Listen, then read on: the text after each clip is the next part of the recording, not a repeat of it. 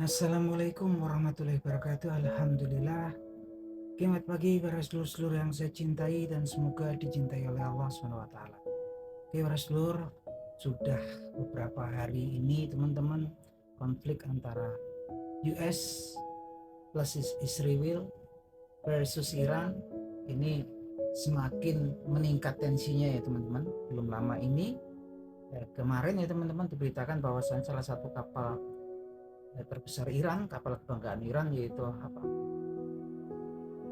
Sulaimani, yang namanya Sulaimani itu ditorpedo oleh kapal submarine atau kapal selamnya US di Laut Hindia ya, di area netral.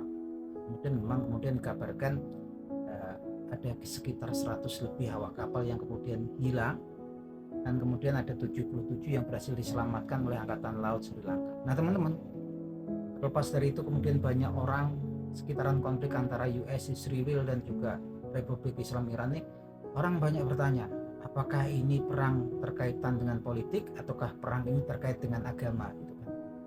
Banyak orang kemudian berargumen bahwasanya ini sekedar perang yang terkait dengan politik. Sebagian lain berpendapat bahwasanya ini yang perang yang terkait dengan agama. Nah, kalau kemudian kita membahas itu ya teman-teman,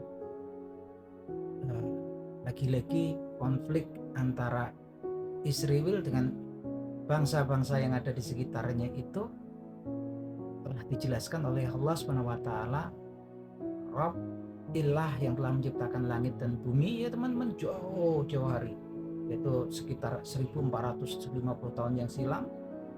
Allah SWT telah menurunkan firman-Nya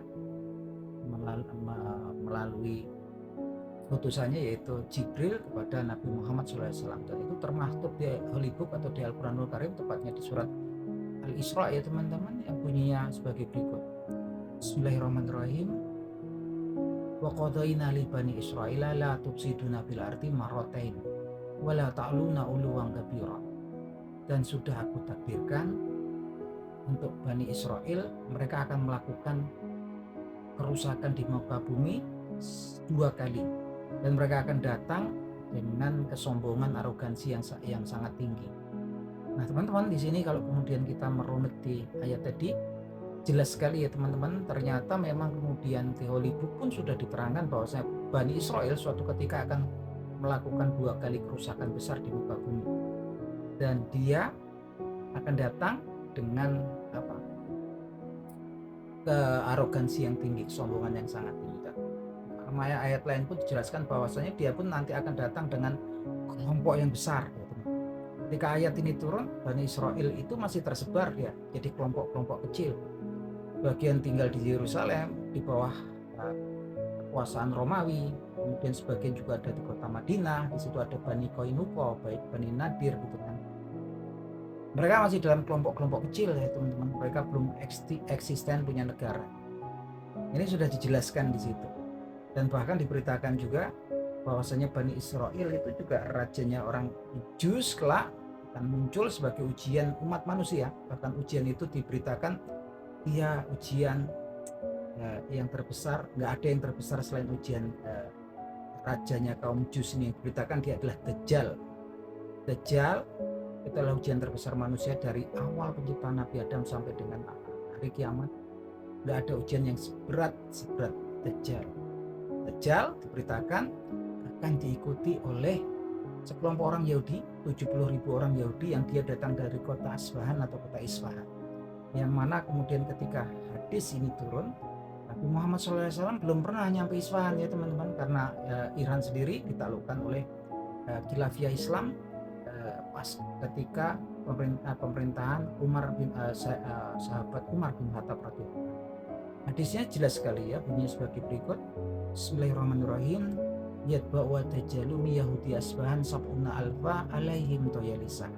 Dajjal dia akan diikuti 70.000 orang Yahudi dari kota Asbahan, dan mereka menggunakan toyalisa. Sedangkan kota Asbahan sendiri teman-teman saat ini sudah ada, dia merupakan kota kedua terbesar di Iran ya teman-teman. Yang di situ memang populasinya adalah orang-orang Jus, orang Yahudi yang memang ini tulen ya, Yahudi tulen yang memang mereka dulu sampai kemudian ke situ karena memang dulu pernah ditaklukin Israel Utara itu oleh Raja Nebukadnezar dari Babylon, dan ceritanya panjang sampai kemudian sebagian Jews itu kemudian dibebaskan oleh raja yang berkuasa di Iran saat itu. Mereka kemudian tinggal di Iran, jadilah mereka kemudian Yahudi Persia. Yang mengherankan, memang kemudian fasilitas nuklir Iran itu sebenarnya dibangunnya di eranya Presiden Mahmud Ahmadinejad, dibangun di kota Isfahan tersebut ya, instalasi nuklir, terus instalasi untuk pabrik misil jarak menengah, jarak jauh, pusatnya di situ. Tapi sampai dengan saat ini juga sepertinya kota tersebut nggak digempur ya sama Israel sama US. Banyak kota-kota lain gitu kan. Dan ini jadi tanda tanya kan, ketika kemudian para petinggi militer Iran, bahkan petinggi religinya Iran, yaitu Ali Khamenei, Mullah Muhammad Ali Khamenei beserta kemudian anaknya, menantu, cucu-cucunya, petinggi militernya dengan presis dia kemudian bisa binasa ya teman, meninggal dunia. Nah, ini memang kemudian pastinya kan memang kemudian ada operasi intelijen di dalam Iran ya. Yang jelas pastinya kalau ada masuknya intelijen, Israel sendiri punya Mossad sehingga mereka tahu persis pergeraknya Ali Khamenei ini.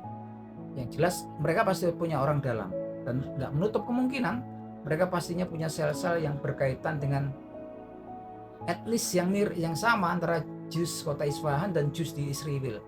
Karena Jews atau Yahudi yang ada di kota Isfahan itu dulu sebagian juga mereka ketika Mullah Muhammad Rollah Khomeini kemudian ada melakukan revolusi Iran di tahun 79 ya, sekitar 79 itu, sebagian mereka ada sebagian dari keluarga mereka yang kemudian migrasi ke Israel sekarang.